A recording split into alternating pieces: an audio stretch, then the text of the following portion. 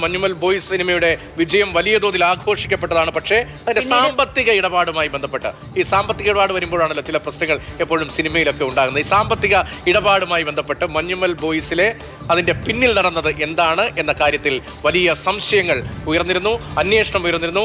സൗബിനെതിരെ നിർമ്മാതാവും നടനുമായ സൗബിൻ ഷാഹിറിന് എതിരെയും അന്വേഷണം ഉയർന്നതാണ്. അതിലാണ് ഇപ്പോൾ പുതിയ ചില വിവരങ്ങൾ വരുന്നത്. സൗബിൻ ഷാഹിറിന് ഇപ്പോൾ പോലീസിന്റെ നോട്ടീസ് വരികയാണ്. 2 ആഴ്ചക്കകം, അതായത് 14 ദിവസത്തിനുള്ളിൽ അന്വേഷണ സംഘത്തിന്റെ മുന്നിൽ ഹാജരാകണം എന്നുള്ളതാണ് ആ നോട്ടീസിലെ ആവശ്യം. എസ് അരുൺ ശങ്കർ കൊച്ചിയിൽ നിന്ന് വിവരങ്ങളുമായി നമുക്കിപ്പം ചേരുന്നുണ്ട്. അരുൺ, ഈ ഒരു അന്വേഷണം തന്നെ റദ്ദാക്കണമെന്ന് ആവശ്യപ്പെട്ട് ഹൈക്കോടതിയിലേക്ക് വരെ പോയിരുന്നു. പക്ഷേ അന്വേഷണം വേണം എന്നുള്ളതായിരുന്നു കോടതിയുടെ നിലപാട്. ഇപ്പോൾ സൗബിന് മാത്രമാണ് നോട്ടീസ്, മറ്റാർക്കൊക്കെ ഉണ്ട്?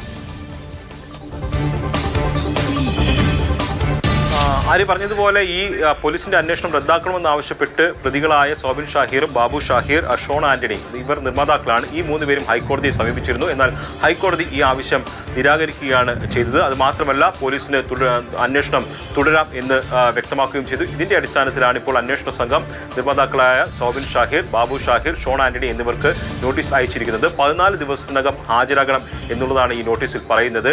സിറാജ് വലിയതറ എന്ന നിക്ഷേപകനാണ് ഇത് സംബന്ധിച്ചുള്ള പരാതി നൽകിയത്. അതായത് ഈ സിനിമയുടെ നിർമ്മാണത്തിന് വേണ്ടിയിട്ട് പല ഘട്ടങ്ങളിലായിട്ട് 7 കോടി രൂപ കൈപ്പറ്റിയെന്നും എന്നാൽ 7 കോടി രൂപയിൽ നയാ പൈസ തിരികെ നൽകിയില്ല, അങ്ങനെ വിശ്വാസവഞ്ചന കാണിച്ചു, ഗൂഢാലോചന നടത്തി ക്രിമിനൽ കുറ്റം ചെയ്തു എന്നുള്ളതായിരുന്നു ഈ പരാതിക്കാരൻ ഉന്നയിച്ച വിഷയം. ഇതിന്റെ അടിസ്ഥാനത്തിലാണ് പോലീസ് കേസ് രജിസ്റ്റർ ചെയ്യുകയും ഇവർക്കെതിരെ അന്വേഷണം നടത്തുകയും ചെയ്തത്. നിലവിൽ ഇവർ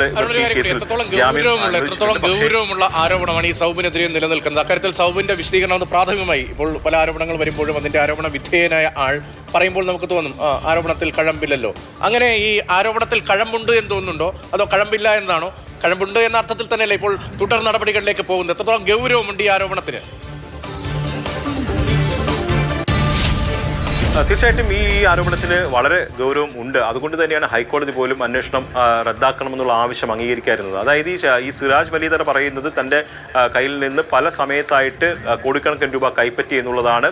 ഈ സൗബിൻ്റെ നിർമ്മാണ കമ്പനിയെ പറവ ഫിലിംസിന് അക്കൗണ്ടിലേക്ക് കാശ് കൊടുത്തു, മറ്റൊരു നിർമ്മാതാവിൻ്റെ അക്കൗണ്ടിലേക്ക് കാശ് കൊടുത്തു എന്നുള്ളതാണ് പറയുന്നത്. അതിനൊക്കെ രേഖകളുള്ളതാണ്. പക്ഷേ അതിനുശേഷം ഈ സിനിമാ നിർമ്മാണത്തിന് വേണ്ടി ചിലവഴിച്ച തുകയ്ക്ക് സമാനമായ തുകയോ അതിൻ്റെ ലാഭവിഹിതമോ നൽകിയിട്ടില്ല എന്നുള്ളതാണ് വലിയതറ പറയുന്നത്.